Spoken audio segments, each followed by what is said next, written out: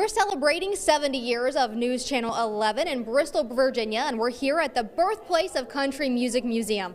I'm here at one of the museum's special exhibits that pays tribute to women in old-time music. The head curator, Dr. Renee Rogers, is with us to take us on a tour. Thanks so much for having us today. Oh, we're so glad that you're here. Well, first off, we know that this is the museum's first traveling curated exhibit. Why did you choose women?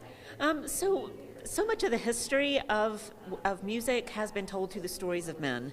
And there are so many extraordinary women that have been a big part of the foundations of early country music and who are carrying on those traditions today. And we just really wanted to celebrate those stories and bring them out to the light. Let's talk a little bit about what the process was like creating this exhibit.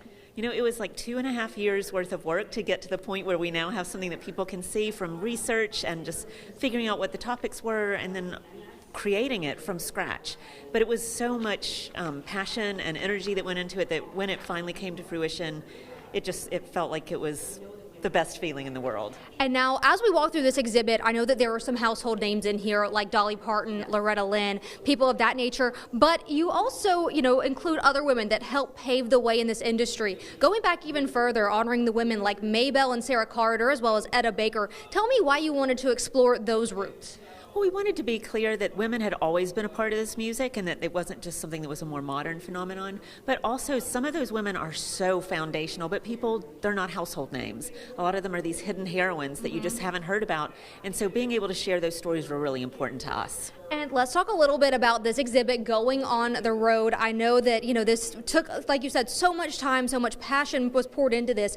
What does it mean to have this showcased in other areas? That is going to be so exciting for us, our first traveling exhibit, but for us also the opportunity that I think other communities will have to look deeper into their own musical histories and maybe find their own hidden heroines in their community and share that as part of this exhibit, I think is going to be really exciting. And I know you also have a few events coming up surrounding this exhibit. Let's chat about those. Yeah, so we have lots going on, which you can find on our website, but coming up immediately on Friday, we have a film screening about Appalachian dance in West Virginia, and filmmaker Becky Hill will be here to answer questions, and then she will also be here with us on Saturday night at the Bristol Ballet, so not here at the museum, to do a square dance, a live square dance with a live string band, and she'll be calling the square dance for us. Well, and I know that the museum has several interactive exhibits as well. Talk about why it's so important to have that interactive piece in all of this.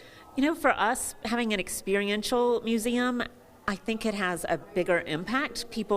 It's emotional for people, and I think when you have those interactives, you have that music all around you, those soundscapes, it does tap into something a little bit deeper for our visitors. Well, Dr. Rogers, thank you so much for joining us today and for allowing us to come in here to the Birthplace of Country Music Museum. Always a pleasure. Again, thank you.